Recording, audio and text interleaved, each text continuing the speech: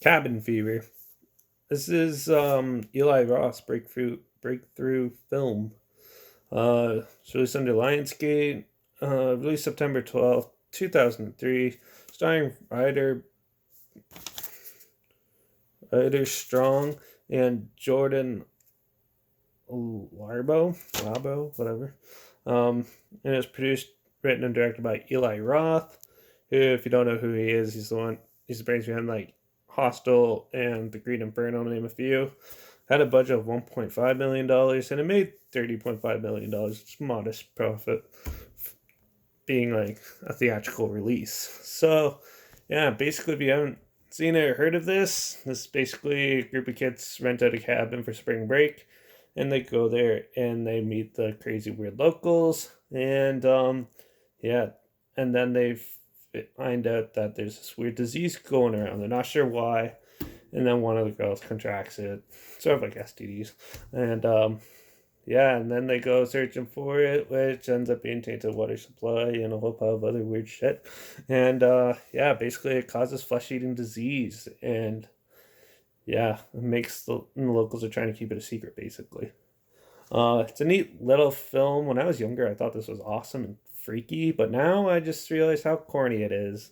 Um, Rewatching again, there's a lot of dark humor in it. A lot of people don't realize this is a horror comedy, so they think it's kind of weird with all the dark humor. They think it's going to be a serious horror film, but it's not. Yeah, there's a lot of jokes that fall flat in it though. But this is Eli Roth's first time doing this stuff. So, and he also makes a cameo as the guy who has all the weed. So yeah, perfect. But yeah, there's some animal deaths in it, and just a lot of interesting stuff. It has your booty shots, has your sex scenes, it has your gore, it has, which is all practical, which is great, and has your typical horror film tropes. Just don't really mesh very well. But being a novice director at the time, you could tell, which is the flaw of this film. And somehow it made two sequels and a remake out of it. They got it, but yeah. Um, but overall, it's amusing, but it's not the greatest thing out there. It's more. It was a little different at the time. It wasn't like your slasher, and this came out during like a bleak time in horror. Like this when like Prom Night remake came out and stuff like crap like that. So this one was a breath of fresh air for most people. Nowadays, it's like it doesn't really hold up.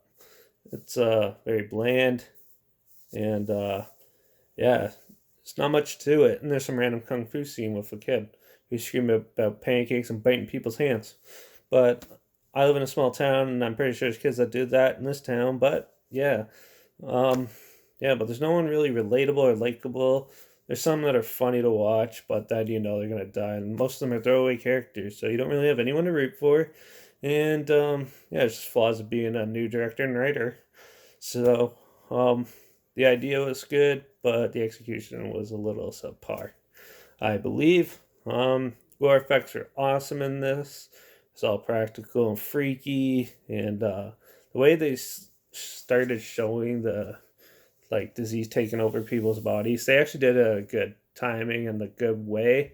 Like one girl, they're like doing sexual stuff, and he pulls out his fingers, and it's all over her, and then she's not doing it. She does have the chick who's has like first gets the disease has the most annoying scream in the whole film though. Gotta tell you that. And yeah, but overall, it was just like a bland, okay time. It's better than the battery, but yeah, something different. The twist ending wasn't really that surprising. It's typical, especially nowadays. So yeah, overall, if I was gonna rate this, I'd probably give it like a middle of the road rating of 2.5 out of 5. Um, it's good for a time once in a while, but definitely not one to rewatch over and over again. So, Cabin Fever is okay. Um, yeah, that's about all I have to say about this. I really want to emphasize the practical effects. I love that and gore, but this is almost more like a thriller comedy than a horror film. There's not really many scares at all. But yeah, so trailer's linked down below if you haven't heard of it and you want to check it out or remember it. It's linked down below. Instagram's always linked down below too, where I post clips of my story. So make sure you follow me there. Uh, Yeah, so make sure you subscribe to this channel if you like hearing my opinions on films. Maybe I'm talking about stuff that you never heard of, which tends to be the case a lot from coming from my friends, anyways.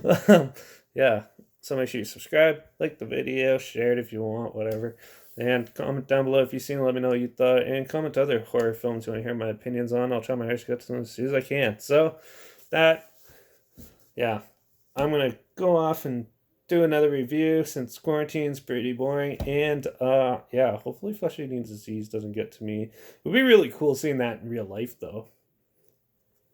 I'm probably gonna go look that up on Google.